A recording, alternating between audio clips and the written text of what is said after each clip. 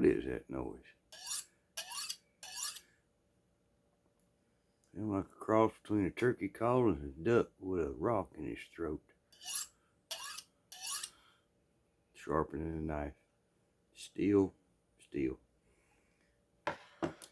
YouTube world, hello. Ed Kirkpatrick. Thanks for stopping by. Let's talk about trapping. I've heard people call this a necessary evil. Well, yeah, it's necessary. Sometimes God puts a few too many critters on the earth. Well, they just take care of waste. But when you start to grow your own food and you raise your own animal and you don't want no waste, and then you don't need no critters. Yeah,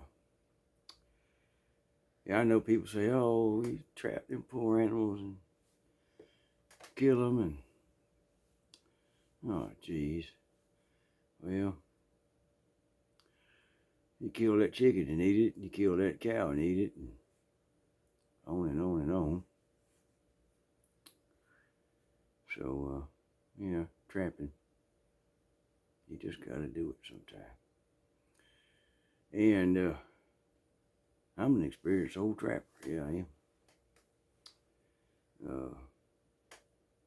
I trapped 54 coyotes in one weekend. Yep, South Dakota. This is muskrat knife. Yeah. Very rare.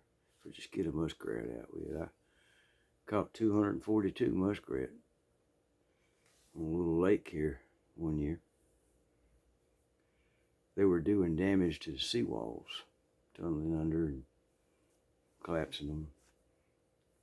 Years ago, when half the lake was natural shoreline, nobody living there. They had, but as the lake got bigger and people built seawalls, and there was no more natural habitat for them. What do you say? Catch them or relocate them? Well, that might be a good thing. It might not be a good thing. Anyhow, yeah.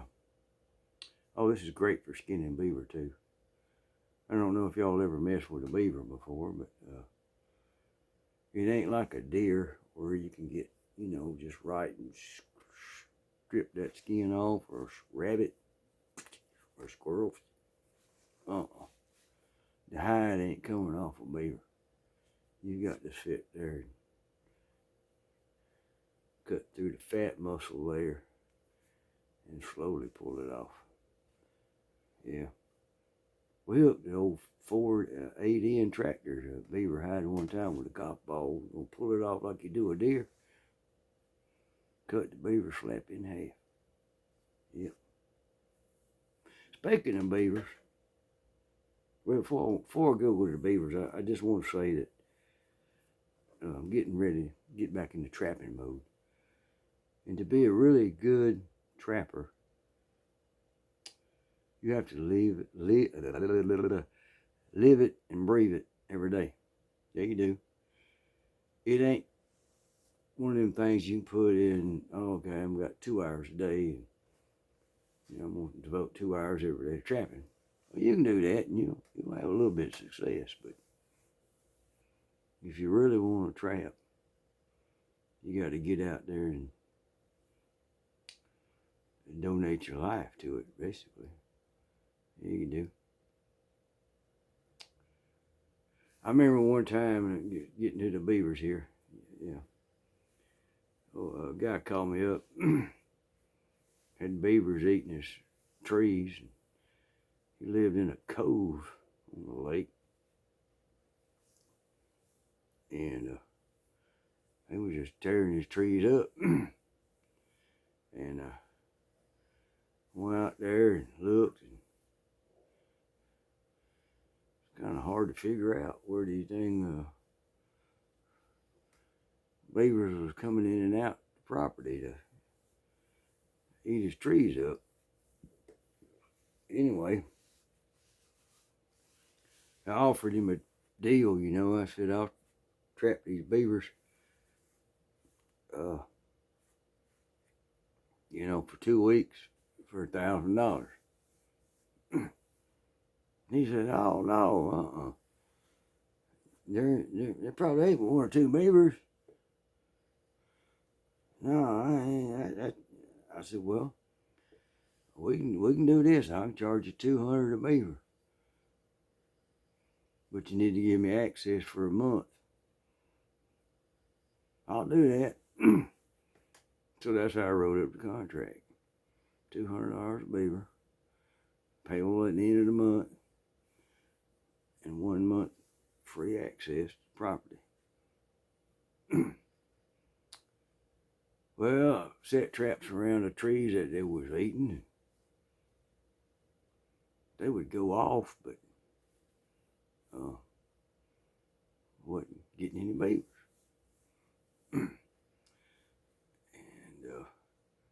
And he was still eating on his trees a little bit, and he's getting pissed. You need to get them beavers, they ate my trees. So you got to be dedicated. So got up 3:30 that morning, got out there his property at 4:30 that morning. Found me a little tree to sit behind, and I sat there and I watched. And I could hear some splish splashing going on. Maybe 30 minutes before the sun cracked. It was still dark. I could hear some splish splashing. And a minute or two later, I seen one up in the shadow, you know. We had a little bit of moon that night, not much. And I said, well, they coming from somewhere else into this cove. And as the sun come up, I seen them just swim right up into the cove, go to the very end of the cove, and then get out over there. There's a bunch of swamp grass. And then they walk up there, little fat happy selves, and go to chewing on trees. Well, before they got to chewing on trees, I hollered at them and got up like a scarecrow, and I run them off. But they wasn't getting trapped around the tree. If the tree had traps around it, they'd go to another tree. I noticed that. So well, I got to catch them beavers coming in before they get to the trees. And what I done, I made a pole out of 3 2x4s, bolted them together. I got spruce wood, because it's light and it'll float. And every 18 inches, I put a snare down in the water. So you got this pole going across the water there. Yeah, over the years of learning, watching beaver, when they get up to a log in the creek or whatever, they don't go over it. They too heavy and sloppy and fat. They go under it. They just dive under it.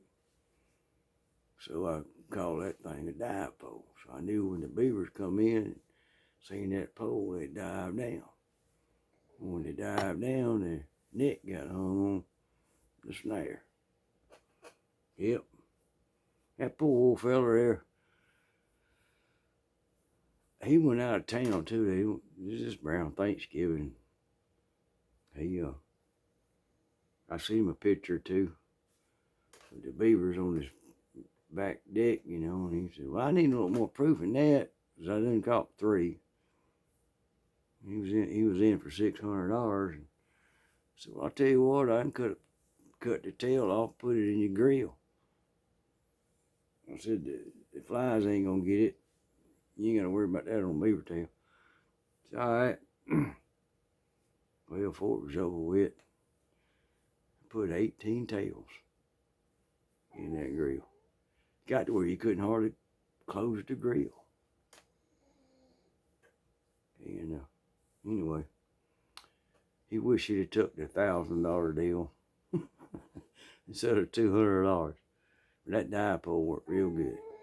Dive down, old Spud to snoring. And they get the neck hung. But yeah, if you got a farm or even just a regular home, sometimes we get invaded by these animals. And God put them here for a reason, don't get me wrong. Anytime I can relocate one, I will. But I'm not going to relocate a problem. No, I'm not going to do that. Trapping just necessary evil. And muskrat, it tastes like frog legs that done gone bad. Or more like a one of them diver ducks you catch. Eat fish all the time. Yep. Now beaver tail pretty good. Take that tail, you put it on the grill and blister it so it turns black on both sides, and you take your knife and scrape the blister off. And what you got looks like a pork belly. It's about half fat and half beaver meat. You cut it up into chunks and you fry it. Don't put no batter on it, no. Fry it down, it gets crispy. It ain't bad at all. Now raccoon, and they're really destroying our turkey population. Yeah, they are. Yeah. Everywhere I've been talking to people about the turkey population down there, raccoon population's up. They find the nest and eat the eggs. We don't have no youngins growing up. But anyway, raccoon tastes a lot like beer. Love y'all. Hey, Kirkpatrick. Bye.